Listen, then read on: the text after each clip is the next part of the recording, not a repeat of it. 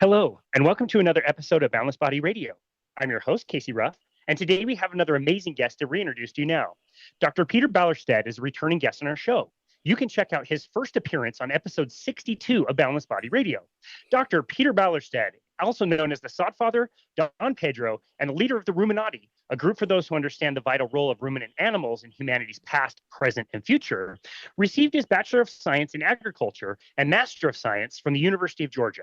He received his Ph.D. from the University of Kentucky in 1986, specializing in forage management and utilization, minoring in ruminant nutrition. Peter is an advocate for ruminant animal agriculture and the essential role of animal source foods in the human diet. He strives to build bridges between producers and consumers and researchers across a wide variety of scientific disciplines. He is a member of several national and international scientific societies, participates in related global initiatives, and is the former president of the American Forage and Grassland Council. Peter's study of human nutrition led him to become an advocate for ruminant animal agriculture and the essential role of animal source foods in the human diet. Dr. Peter Ballerstedt, what an absolute honor it is to welcome you back to Boundless Body Radio. Thank you, Casey, for the opportunity. It was great to see you recently in person, and it's always wonderful to have a chance to visit. Yeah, it's really great to visit with you. It was great to see you again at the Collaborative Science Conference, which was great. I've seen you a few times between then, and you're always just so fun to catch up with and have such interesting things to present on, which I absolutely love. Before we kind of get into our topic today, maybe a few comments. What would you like to say about the COSI conference that we just got back from in Vegas, hosted by Dave Feldman that he put on in Las Vegas? Well, it was a wonderful event with some really important information and some moments that took place. The fact that it was such a successful fundraising opportunity, the work that you know, I hate to be the old man, kind of, I remember when Dave first showed up and, he's so much has happened. It's really remarkable to watch. And I don't think it's hyperbole to say that if I look out the same number of years in the future as, he's been on this journey, it's going to be quite remarkable the things that have come from the efforts that he's been able to kind of get organized and funded. And he's got now this group of collaborating researchers. So it was really, from that perspective, it was great to see some people like yourself that I hadn't seen for a while, but also new people coming in. Because, every once in a while you can go to some events where, we just keep talking to ourselves here. And it was great to see some new people come in and join the herd, you should pardon the expression. No, I absolutely love that. As part of what I did for this conference is I set up interviews with people who had never been to a conference before, both before the conference and after the conference, so we could hear about what their expectations were and what the results were. And yeah, to hear about these people that were so lit up to be able to go, and then to hear like how amazing it was. They all just felt like they were rock stars, and they got to talk to you and some of the other amazing people there. And I thought some of the citizens who made presentations, ones like kind of like you said, you would never be able to see at a low carbohydrate conference. So lay people that could apply to, make presentations. I thought they did really, really well as well. Yeah, absolutely. I'm always in their corner when anyone gets up and speaks for the first time. It's like it's one of the scariest things people can think about doing, and when anybody does it, you just want to encourage them, and then when they do it so well, you just want to tell them, "Good job." And again, I think that this is such good news. Metabolic health, the role of an effective lifestyle intervention in addressing so many really serious conditions. And of course, a serious condition is one I have, right? Versus one that, so, they're all serious, right? But if you sit back as I have and begin to try to look at sustainability on a societal or global scale, and you begin to see how this could play in addressing these issues on a global scale, it begins to just be what can we possibly be missing here? Because this is clearly something we ought to be hearing more about and talking more about and getting more widely known. Yeah, I couldn't agree more. And it's equal parts so exciting and optimistic to hear that. And also at the same time, so difficult not to be pessimistic with the direction that things are going and how much we have to fight this from, pardon my expression, the grassroots kind of movement from the ground up. Because understanding where the money is going and where it has been going for so long, it's definitely not something that's going to change top down anytime soon.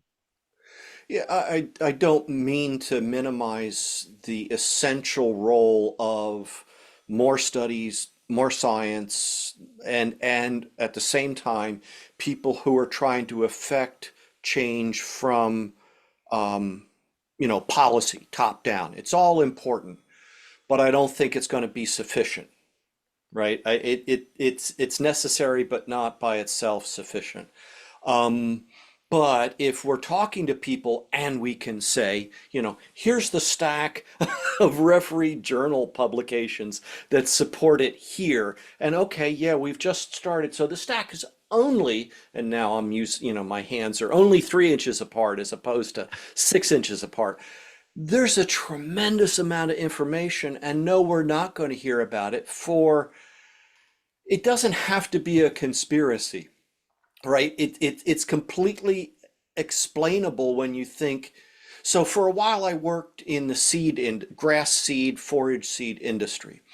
There are some varieties which were developed by a company, and so there are rules in place that say that nobody else can sell that variety by that name, right? It's protected, which there's a tremendous investment in time and expense in developing these. There are other varieties which we call more commodity, right? So anybody can produce and sell them. And so those tend to be much lower price. There's no margin to support marketing, et cetera, et cetera. So I get that there has to be some, as I said, margin in the marketing of a product in order to support okay, I get that. Where's the margin to tell people, you just go to the store and buy this, don't buy that? And no, it doesn't have to be fancy. And you can go out and pick up something heavy. You can walk in your backyard out in the sunshine or whatever. I mean, and yes, that's probably going to be good enough for 80% of the population, Yeah. plus or minus. I'm not going to say it's going to, everybody, right? I'm sure that there are specific situations where maybe you need to be more rigorous or what have you. But when we're dealing with what I just looked it up the other day, that, you know, 60, it depends on how you want to look at it, of course. But when 93% of adult Americans don't exhibit optimal cardiometabolic health, right? When well over half of adult Americans have either diabetes or prediabetes. I mean, so such a huge impact could be made. And it just came up yesterday as I answered somebody's email. As long as we think of obesity as the cause of conditions, then it becomes, well, okay, what's your solution to obesity? Well, you don't, eat less, don't exercise, move more, eat less, right? Okay.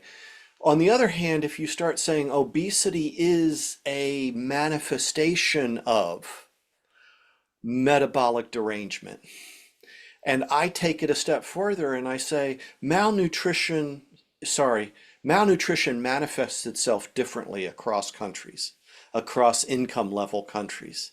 So yes, you can be in very poor portions of a country or countries that are overall much lower income. And yes, you could see wasting, just caloric insufficiency. You could see kwashiorkor with the bloated belly and the skinny legs and arms, the sort of stereotypic symptoms of famine. On the other hand, obesity is malnutrition. And Great. and and if we read, books like Gary Taubes and others, we can see how there's been this evidence for decades. People have recognized that obesity associates more strongly with poverty than with, affluence, and yet we talk about these as diseases of affluence or plagues of prosperity or whatever. And part of what I hope I will do, and I encourage others to do, is just think maybe about some of the words that we're using, right? And so I talked about that a little bit in Las Vegas, where, it's very common to talk about nutrient dense foods. And I just tried to point out that some people have a definition for that that might not be the same definition that you're using, right? And so when you look at the dietary guidelines for 2020 to 2025, they were all about nutrient density, make every bite count. That was their big thing. But they explicitly defined nutrient dense foods as being low in fat, either added or naturally occurring. So it was lean meat, it was, low fat dairy. And then they went through, this bizarre exercise where they tried to show people what different versions of typical versus nutrient dense choice would be.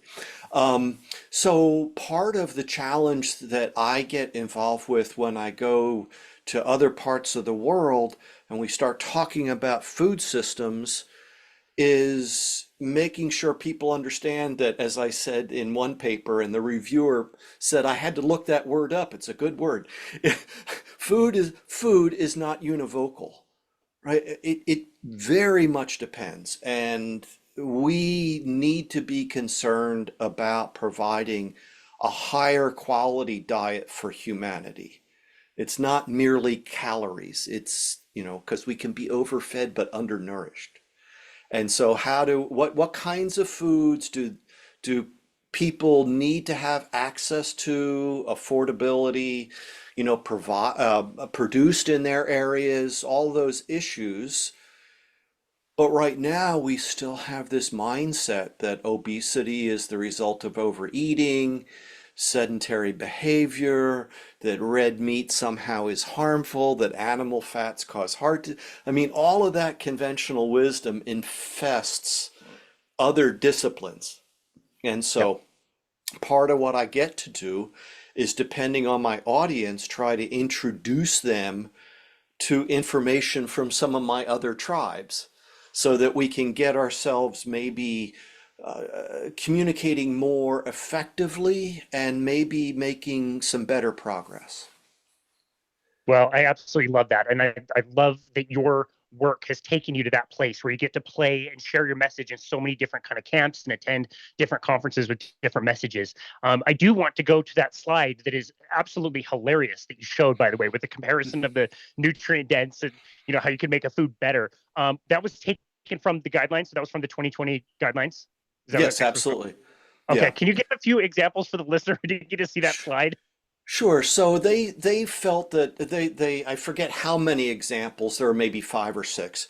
And so you've got, one that's the sort of typical version, and then their better version, more nutrient dense. And so it starts on one side with frosted mini wheats as being the typical, and then the nutrient dense version would be unfrosted mini wheats.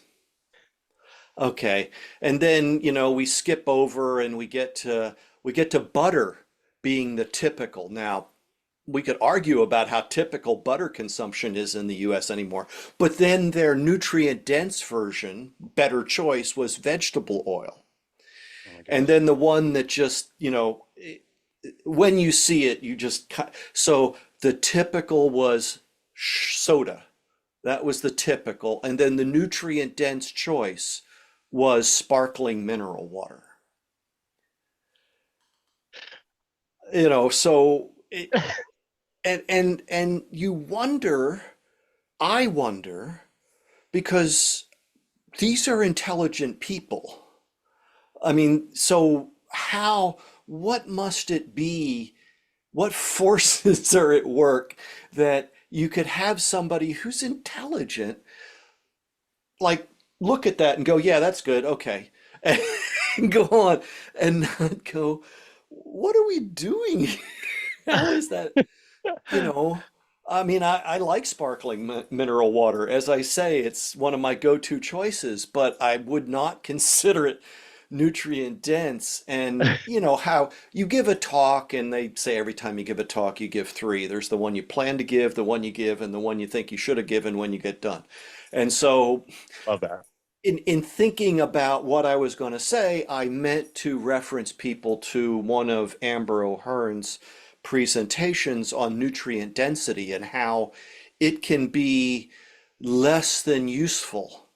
And yet, I've had some pretty interesting interactions with people from my home tribes because they want to promote the nutrient density of a product produced this way versus another. And, you know, so I try to behave in a way that doesn't shut down future conversations, you know. So I hope I achieve that. Um, but it really has been a distraction for us in many ways, and it'll continue to be until we can get the message more widely known that, you know, maybe a lot of this conversation has been because we've had these incorrect hypotheses, you know, these theories of what produced chronic illness. And one of the things that I find just so encouraging is this theory of hyperinsulinemia, insulin resistance is sort of a unifying theory, right? No longer do we have to have, you know, five different things that cause this and six different things that cause that and seven and you know, at the end of the day, I forget at one point, I think they still do it. Um, maybe it's NIH, maybe it's just the American Diabetes Association. I forget which, but they have a list of risk factors for pre-diabetes. And I've heard radio spots for this where they say, take this test and see and whatever. And well, you know, are you over a certain age? Are you a male? Do you have a family history? Well, tell me what you're going to do to alter any of those three things. And so then you get to one or two other things. So it's like three out of the five, you have no chance to moderate at all. And then the other two, they're going to give you at best ineffective advice about how to address those. And so it's like, that's really not a very hopeful message when you have people who are saying, oh, look, we've achieved drug-free remission in 50% of the patients who take part in this. And so I go to my ag community and I start talking to them about some of these things, and some of the people are like, yeah, well, you know, I have this or that, or the doctor, whatever. And well, has your doctor talked to you about drug-free remission? Or, and it's like, no. It's like, well, why does it have to be an agronomist that brings this information to you? And that could work at several levels. So I really do think that this is an enormously hopeful message. And then I can talk to people about how, you know, we have evidence of people in other countries, in this country, integrating grazing animals into crop producing systems and seeing benefits. And so, you know, you'll hear people say things about how we can't feed the world on this kind of diet or whatever. First reaction is, no, we must. We need to shift this conversation completely.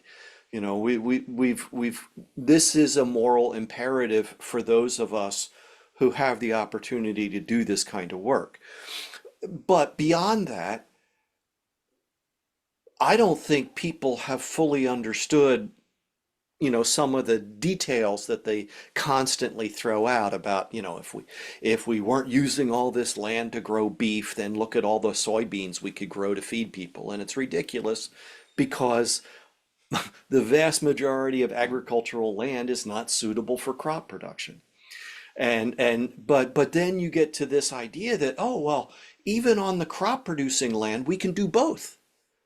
It doesn't have to be either or. And in fact, there is no either or. The animal agriculture is an essential part of sustainable food systems wherever in the world.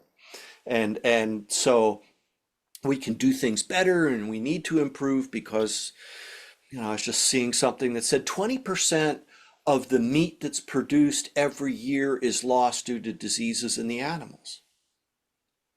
And a lot of this is just stuff that, people in higher income countries have learned how to, it's part of animal agriculture, husbandry. So it's not like, yeah, and maybe in some cases we need to do new research, but in a lot of cases it's application of information that's already known. And so then you ask the question, why isn't it adopted? And we should look at all the reasons. But if you could get 20% more out of what you're already doing, that comes directly against the emissions intensities because the animal's already alive and living and emitting and doing all that, but you don't get to harvest the meat from those animals. And then you start to look at other comparisons like I've been to Brazil on a couple of occasions. I have colleagues on both sides of my bridges there, which is really cool. I've got, metabolic health people I've connected with, and I've got the agriculture people I've connected with, and I've gotten to connect them with each other. But Brazil has 3 times the cattle that we do, and they produce less beef. Hmm. So and in fact, the FAO put out a report within the last 6 months, maybe it's certainly within the last year, but basically they looked at all the things that could be done to impact emissions from animal agriculture globally. And like the lowest one on the list was dietary changes of humans. So, I Wow. mean, it's the thing that gets talked about the most and it has the least impact. Meanwhile, there are other things that if we had people who understood, no, animal source food is essential for proper human development and function. It's an essential part of many rural economies, et cetera, et cetera, et cetera. Then maybe we could find the resources to support the kind of work that would make meaningful impact in people's lives, environmental footprints, etc. Yeah, The thing I like to point out is healthcare has a footprint. that's right. And if I've been introduced to communities that are talking seriously about sustainability, and they say we have to look at many factors, not just one. There are no solutions, there's only trade-offs, right? And so it's this interaction between all these things, but you can bucket some of these factors into societal, economic, as well as environmental. And I have one slide where, there are like 24 factors just within an environmental, sort of Wow. bucket. But frequently we only look at emissions, right? One out of that bucket. And so I just want to point out what's the cost of chronic illness in direct and indirect. And then, what's the societal impact of people's lives being diminished because they can't be as active or as long-lived or they don't, whatever. And then there's an actual environmental impact of healthcare. And there have been a couple studies that I cite every time I get the chance, and just because we don't look at that. In fact, anytime they talk about sustainable healthcare, well, maybe that's not quite fair, but the vast majority of the time they talk about sustainable healthcare, it comes with the implicit understanding of what is a healthy diet. Mm. So it's sustainable because if people eat less meat, they'll be healthier. And it's like, wait a minute, that's a big leap there. How about if just let's speculate wildly. How about if we could eliminate medication use? Oh, Okay, so let's just speculate that it's I'm being sarcastic. Let's imagine that if the average adult American with type 2 diabetes could eliminate their medication use, they would reduce their carbon footprint 29% more than if they shifted from a high meat to a vegan diet. And anytime anyone talks about dietary impacts, remember this is for the rest of your life. And so you may get people to adopt a vegan diet, but the vast majority of people do not stay on a vegan diet.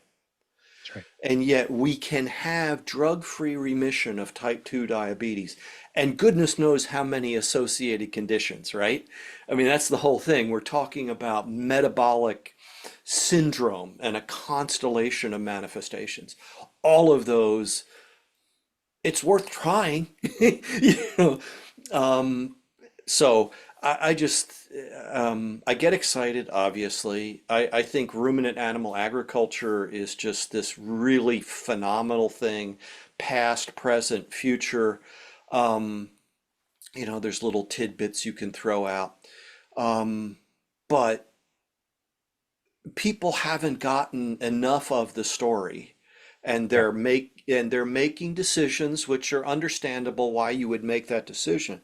So how can we communicate more of this story so people have that? So that's why I'm always happy to have conversations, and I'm always open to how I can be doing things better. Yeah, well, we certainly appreciate that, and getting that information out there is so important. The Netflix series Drive to Survive got me into the sport of Formula One, and I really love watching the races and all that stuff. And there's a real push in Formula One for sustainability. So, for example, they've been talking about the blankets that sit over the tires that keep the tires at a certain temperature. They're thinking about lowering and lowering and lowering the temperature of the blankets of the tires for the 13 sets of tires that these drivers are going to use over a weekend. And starting in 2026, there's going to be some quote unquote like sustainable fuel that the cars will be running on. So we're going to ship essentially a giant event around the planet that hosts 400,000 people over a weekend, and we're going to change the temperature of the tire blankets. On that note, Yeah, yeah. that's not a bad thing. That's an okay thing. Oh, But on yeah, that yeah, yeah. note, compare what you were just telling us about the healthcare impact on things like emissions versus if some certain people got what they wanted today and were able to like eliminate all ruminant animals, cows in particular, what does that future actually truly look like, and what kind of like unintended consequences would come from that? Well, so years ago, I got from a colleague, Frederick Leroy in Belgium, and he gave me three things. One, animal source food is essential for public health.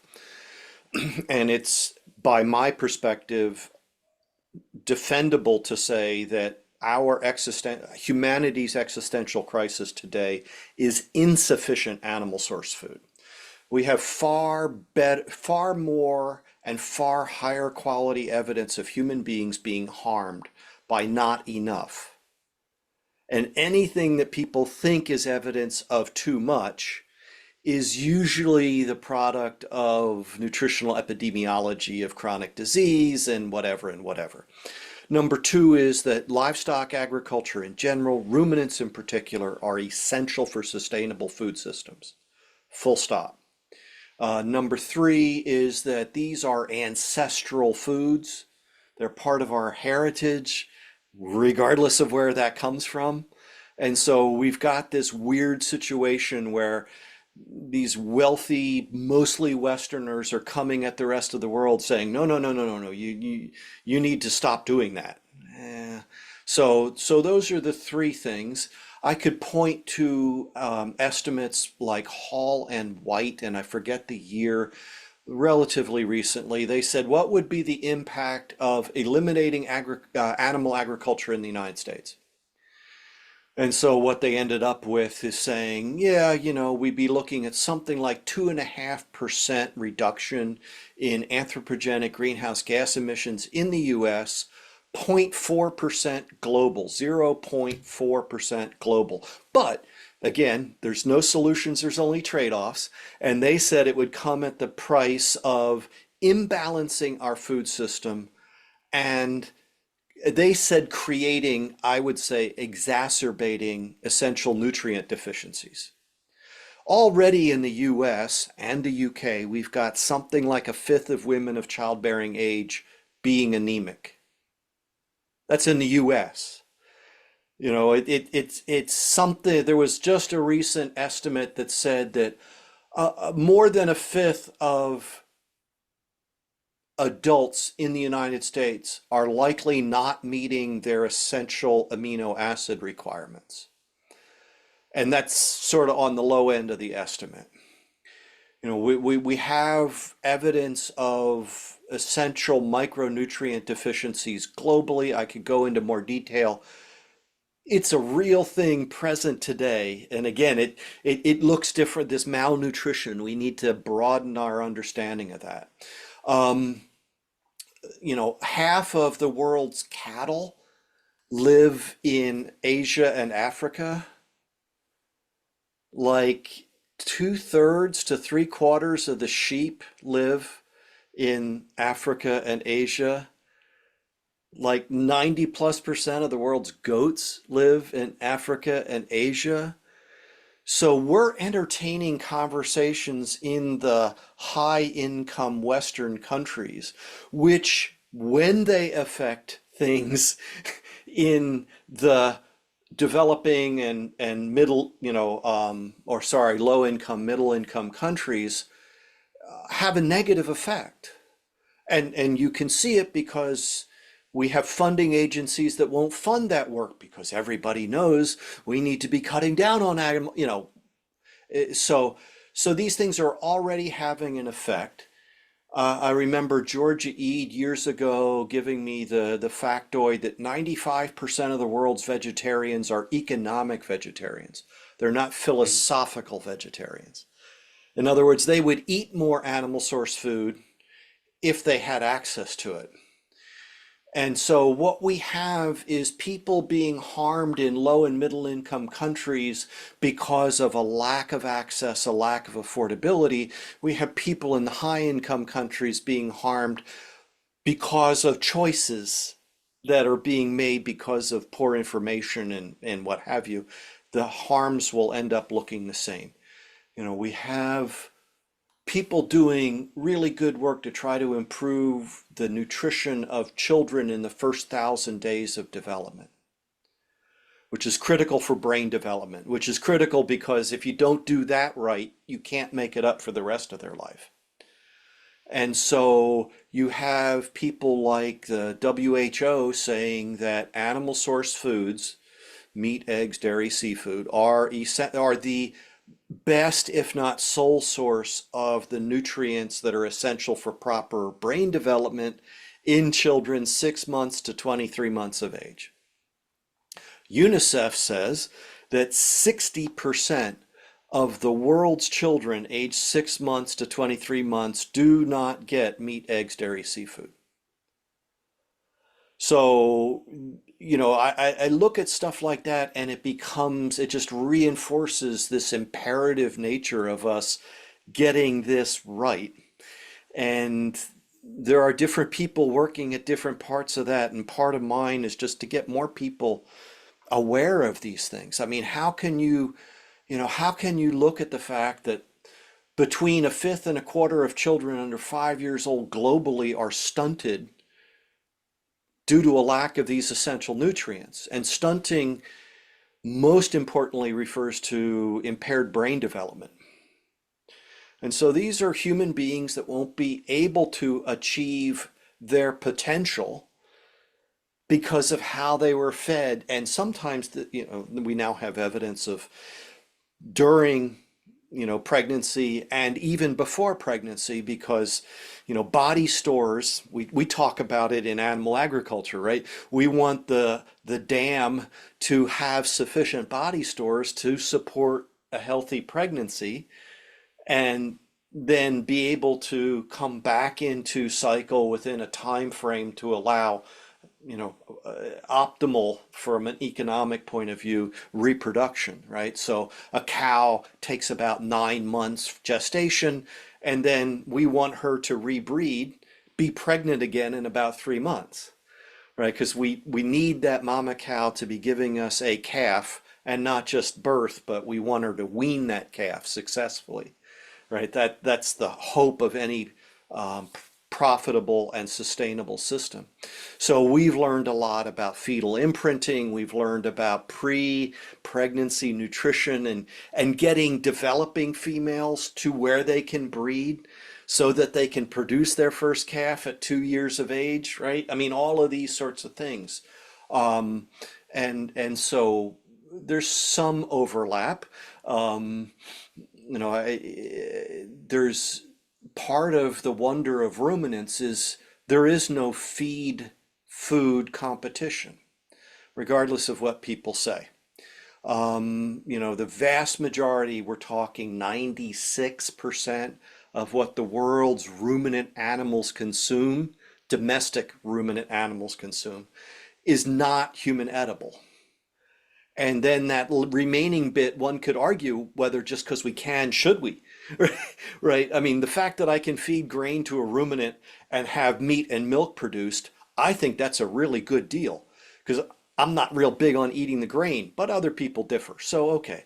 But without understanding that difference, I have a working definition of agriculture, which is basically the story of agriculture is man's manipulation of his environments to produce more biomass than would normally occur under the natural conditions. I put Mm. air quotes around natural because some people don't think humans are part of nature. Um, and the vast majority of that biomass that's produced is not human edible. So even if I produce a crop of wheat or a crop of corn, over half of that biomass in that crop isn't human edible. Well, what am I going to do with it? I think it's a great idea that I can run it through a ruminant and achieve, some product out of that. There was one study in Europe that said that for every, they said kilo, it would be the same to say pound of vegan food produced. That was their term. They produced 4 to 5 kilos or pounds of inedible biomass. So I a lot of byproduct feed gets fed to ruminants in the United States. So there's a large almond industry in California, and almond hulls get fed to dairy cows as a fiber source, as a feed resource.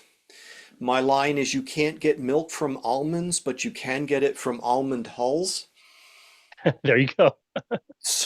So, and all of that has to be part of any serious conversation about sustainable or circular systems. Is we're getting maximum value out of what's being produced, and then we can talk about how to adjust systems to make sure that we have nutrients that are being captured within the system and not subject to, you know, loss and pollution or impacts that way. Um, there's a system underway in Brazil where basically, and this is an example I give frequently, they grow soybeans. That's the cash crop. That's the money crop, which is causing great problem. I mean, grassland, natural grasslands in the world are our most endangered biomes, far more than tropical rainforest. And even in Brazil, same thing. But, some biomes have better PR agencies, I guess. And Yeah, um, apparently. so what's happening there is you're finding a lot of the native grassland being converted into soybean production, right? Because they can, the owner can make more leasing the ground to someone who's going to come in and do all the farming. They can make more from what they pay in rent than they could producing beef themselves from the same land. Mm. So there's certain economics at work here. Other places, so they're growing soybeans. At about the time they're going to harvest the soybeans, they plant a winter annual grass forage that they then graze with weaned cattle to put several hundred more pounds on before they go somewhere else before it's time to then plant soybeans again the next year. Okay, so it's the cash crop. That's where all their inputs go. That's the old thinking. Somebody said, what if we put the fertilizer on the forage instead of the soybeans? And what they found was they produced more forage. Unsurprisingly, you fertilize it, you get more. Okay. And because they produced more forage, they produced more beef. Okay. But then because about 90% of the nutrients that a cow consumes is going to go back onto the land. So now that fertility is there for the soybeans, so they produce the same soybean yield. Plus they got whatever benefit they got out of a more vigorous grass stand growing through that fall, winter, and spring period. Same inputs, same area, greater yields, some benefits. We need to find all of those kinds of applications everywhere in the world and appropriate to those areas, right? But this is the sort of work that could be done. But again, to a certain extent, some of this is limited because everyone knows that soybean oil is healthy, so or whatever, that red meat's bad for you. And so it's really good that I know so many physicians that I can say, oh, I'm an agronomist, I don't know this stuff, but these people say Oh, maybe that's having great. higher LDL cholesterol isn't like the kiss of death, maybe. That's right. Wow. Well, I'm glad you explained it in that way because we do get so short-sighted in the things that we learn and the numbers that we hear. And I think the word that you used that I relate with the most is the trade-offs. Like we talk about methane, we don't talk about land. We talk about land, we don't talk about water. Like there's so many factors to all of this, and the plants need the animals and the fertilizer, and vice versa. We need all of it, and it's a really cool example that you shared where the animals are making everything better, and that's helping regardless of whether you're eating the soybeans or whether you're eating the cow. All of it is improving together. Hmm. Yeah, absolutely.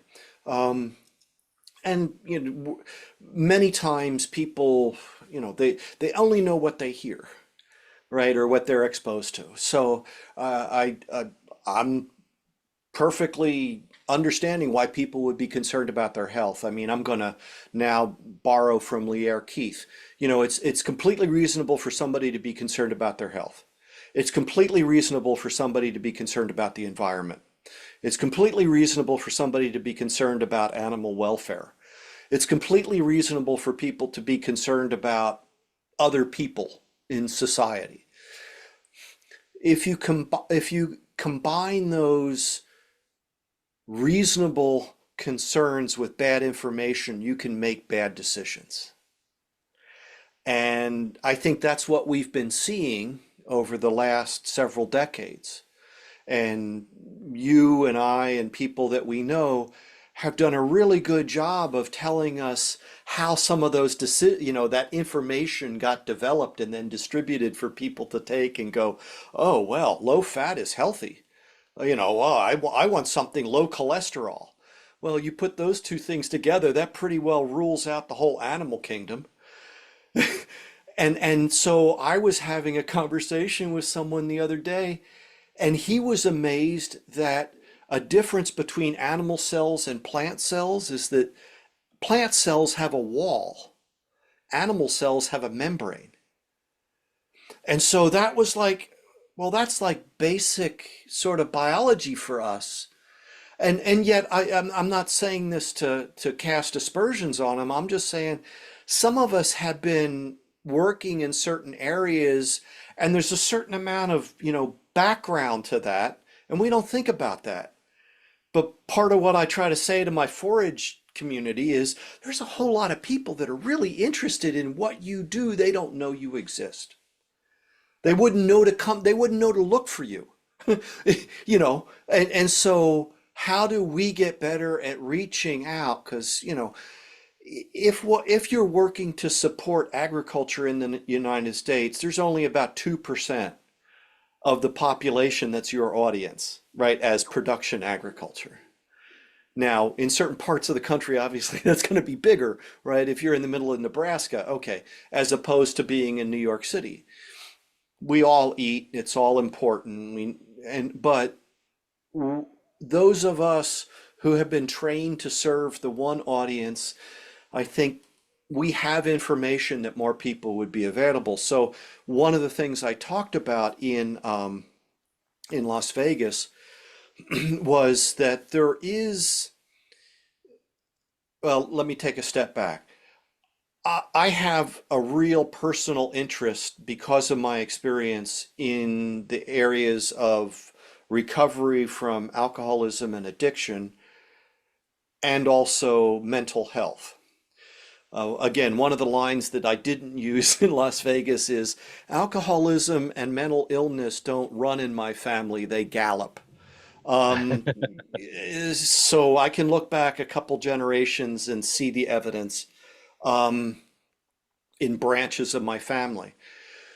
So part of the real hope that I see is people like the Bazooki Group and Metabolic Mind and Georgia Eade and Chris Palmer. I mean, this is information that again more people need to be aware of.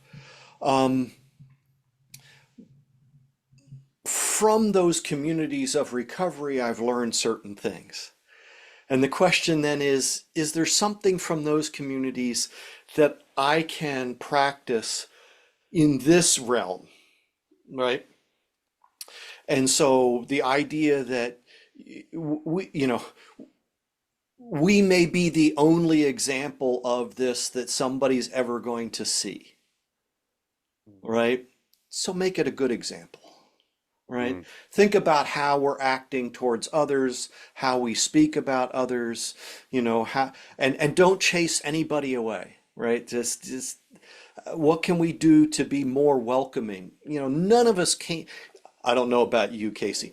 I started in this space around 2007. So where I am today is not where I was then. I hope where I am today is not where I was last year. I mean, I hope there's so when somebody new comes along, let's not like crank open the nozzle on the fire hose and give them the full blast, right? Let's find ways to welcome people in and people to direct them to who can help them start climbing the learning cliff that we're all familiar with. Um, and so one of the things that has come to my awareness is I worked in something called the Cooperative Extension Service as the Extension Forage Specialist in Oregon. A lot of my colleagues in the American Forage and Grassland Council also are part of the Extension Service. This is a really unique American institution. And it's part of another unique American institution called the land grant university system. And so I could give a lot more detail, but basically anyone in the United States can go to their county and find the office of the Extension Service that serves their community. Now you can go there and get information about gardening and food preservation and any number of other things. If you have some strange disease on your apple tree, you can frequently take in some leaves and say, what is this? And they'll tell you and give you lots of information, free or very low cost. If you ask them for dietary information, I can tell you what you're going to get. My suggestion is this is something that we could all start like going in and become known to these people and maybe find somebody in there that maybe even has our own experience. Maybe I'm sure that there are people in these offices that have experienced a therapeutic carbohydrate reduction, ketogenic diet, and you might start on the ag and natural resources side of the house and not the human performance side, just because of things I could talk about. But over time, get known, and then at some point, we might be able to start saying, yeah, I know that dietary guideline information. That's for a healthy diet for people to stay healthy. I understand. I understand it all. But that's the story, okay? But they themselves say that this is not intended for the treatment of disease. That's a statement that's occurred in the last 3 editions. I can't believe it's not going to be in the next one. Okay. So my agronomist view of that is they're saying eat this way, you won't get sick, but if you get sick, don't eat this way. Okay, so what is the burden of, let's merely start with type 2 diabetes or whatever we can build in our community as we go to this organization that's intended to serve the community and say we have this massive problem with diabetes in this area, and we can trundle out all the what information do you have for that? Okay, that it begins the conversation and then back and forth, and how could we contribute to that? Because the extension service was always meant to be a two-way communication from the land grant university to the people of the state, and from the local communities within that state back up to the land grant university. Mm. So you live in Las Vegas? I'm in Salt Lake City, just outside. I'm sorry. So Utah State University is your land grant university. Mm. And so we could look up where the Cooperative Extension Office is in Salt Lake City. So and so that's something, and then there's plans afoot for a more concerted program where we actually launch pilot programs. Because in the past, I am aware of one approach being we facilitate meetings with the diabetes educators that come in, right? So Extension is providing some support for that, and we could talk into that space as well. And if we can bring metabolic health practitioners, professionals, right, not an agronomist, right, into that for that one office, and then document, okay, this is the reach that this has had across our community. This is the impact it's had on the people that participated. Show us your data for some other approach. And just try to push that information back upstream. I'm optimistic. I'm not naive. I know it's a minefield. I know where some of the mines exist. There are undoubtedly others, but at this point, what else can I do? This seems to make the most sense for the reasons that I've already talked about during our visit. Yeah. Well, very interesting. Have you personally had success with doing that? Like going to your own, or when you've been traveling and talking to some of these people, has that come to fruition in your experience? My experience so far has been the one-on-one with people who are part of. So, and yeah, there's a certain part of this, here, take my advice. I'm not using it. But now that I'm retired, right, that possibility opens up. And also, I live in Benton County, Oregon. That's where the land grant university is located. The further away from the land grant you get, you might have different results. Right? Like I say, I'm optimistic. I'm not naive. We tried this from the top down. We being a colleague and I. We put together a proposal pretty much like this and got a really good response from the dean. And then we met with the two directors, one of whom was more from the ag side, and they were concerned about the wheat growers. And the other side was the human performance side, and they were very excited. They took it back to their faculty, who basically said, ain't no but hell no. Right. So it was a very interesting introduction to the space.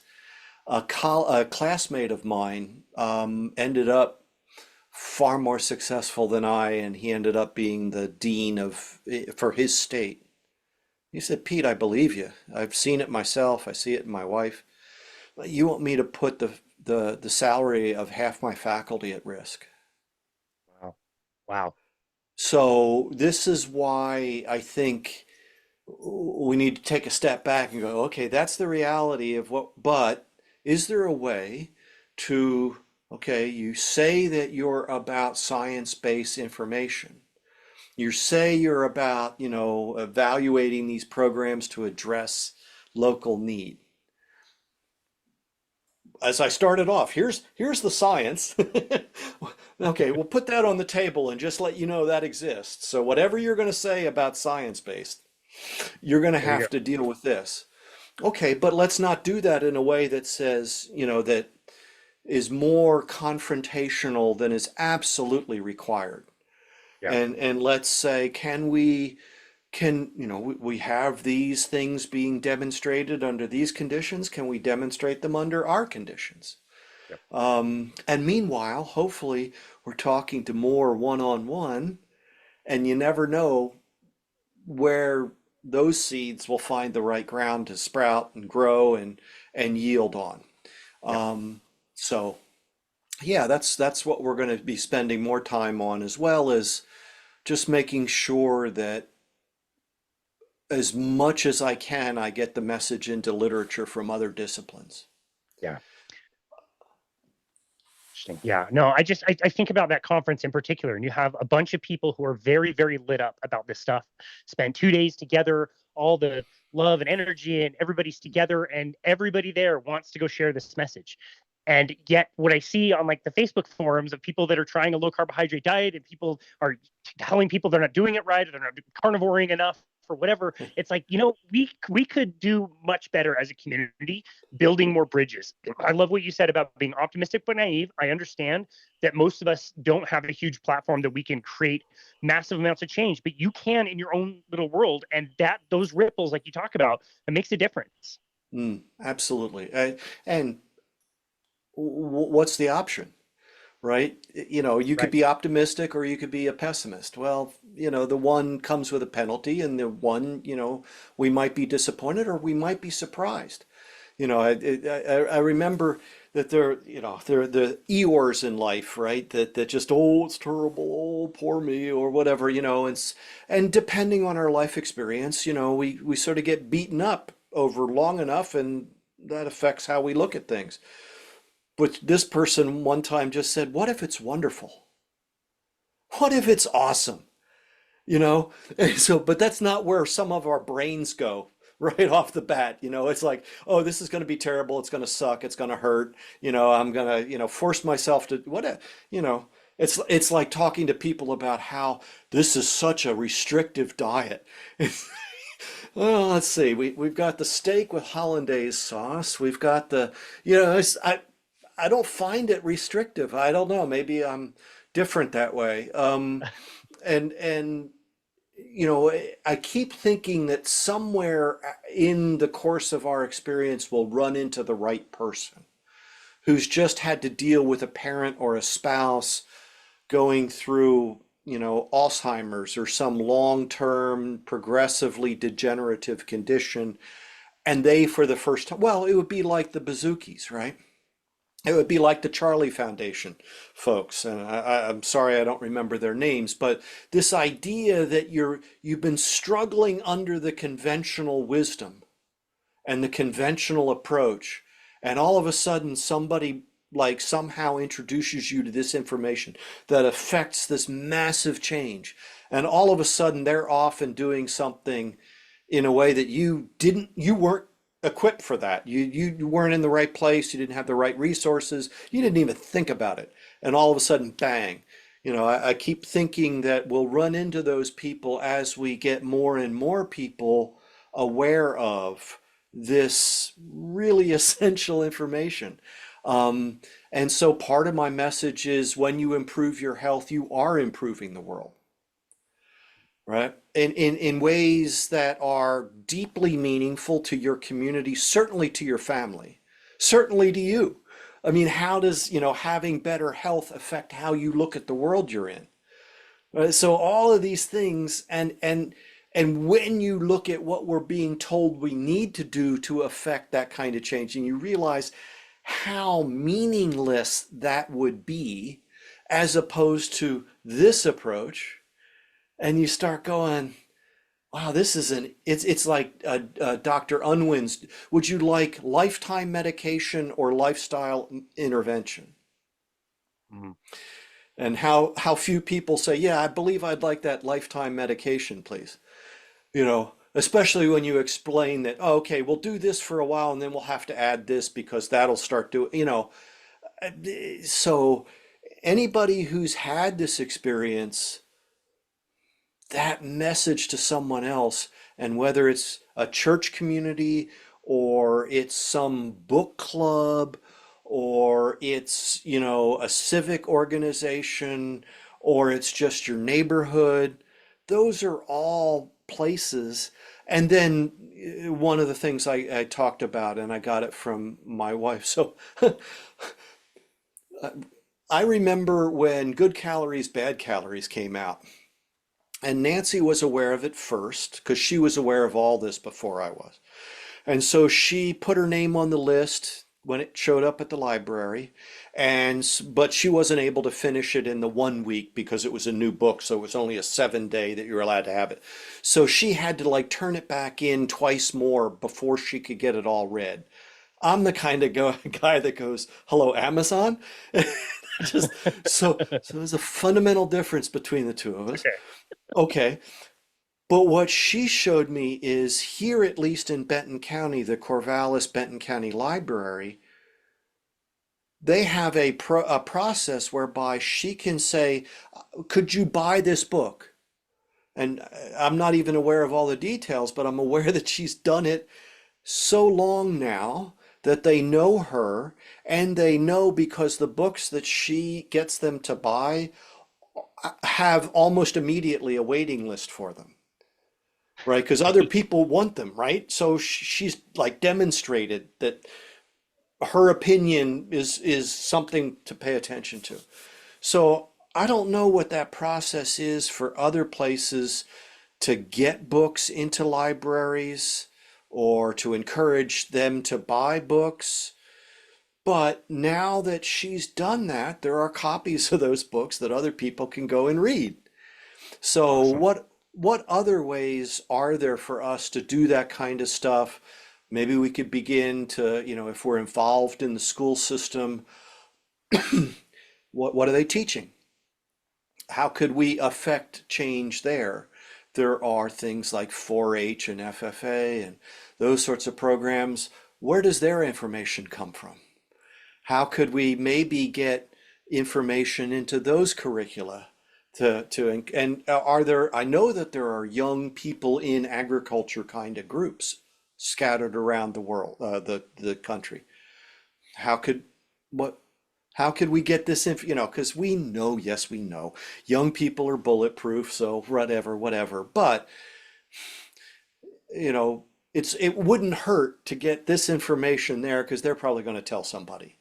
And how do we plug into those? But again, how can we become more effective? If every man's an island, our job is to paddle around until we find the right beach to land on. But at some point we need to get the multipliers involved. So don't neglect the one. And as we're engaging the multipliers, it's kind of that thing.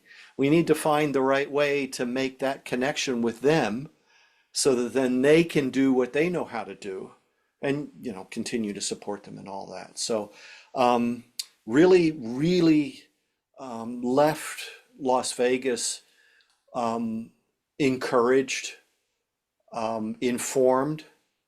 My heart was full, I kept saying to people as I was leaving. Because a lot of these people I've now known for several years, so it's great to see them again.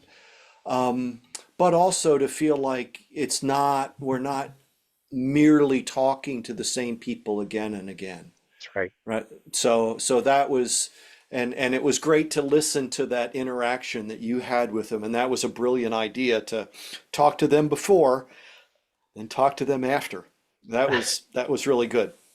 Well, thanks, man. I just think it's such a great call to all of us that whatever space we're in, we can be that light, we can be that example, we can try to be creative, as you suggest, to try to find different ways to make those bridges and to help share this message and get it out there with whatever angle, like you said, will really work with people. And I love your optimistic attitude and just great big smile. So great to see you in person. And yeah, I definitely have left the conference with that same kind of vibe of, okay, we can affect change where we need to, and let's just keep plugging away and doing the work, and make it genuine and authentic and really optimistic to help people out there. So again, Peter Ballerstedt, it's just such an honor to have you on the show. I promise you it's not going to be 3 years until the next time I ask you to come back, if that's okay. But for now, where would you like people to go to find you and connect with you and your work? I'm all over social media. Grass-based, one word, is on Instagram and Twitter, or sorry, X. You can find Grass-Based Health on Facebook. I have a Substack, um, ruminati.substack.com. Um, Certainly all over YouTube. So I'm not hard to find. There's not that many Peter Ballersteds around. There are some, but don't, the bicycle decathlete from Germany is not me. Um, Dang.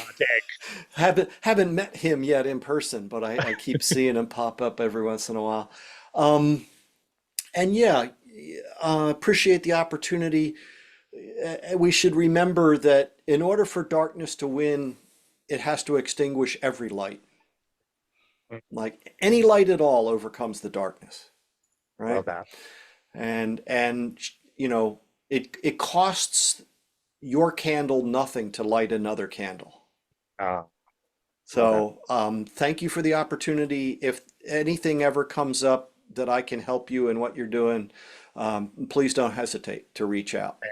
Well, thank you very, very much. And likewise to you. I doubt there's much I could do for you, but I love the work you're doing for myself and everybody else in the community. You're such an example out there. So thank you so very much for everything you do. And thank you for taking the time out of your very busy life to be on our show today. We really appreciate you. Be well. And this, likewise. And this has been another episode of Boundless Body Radio.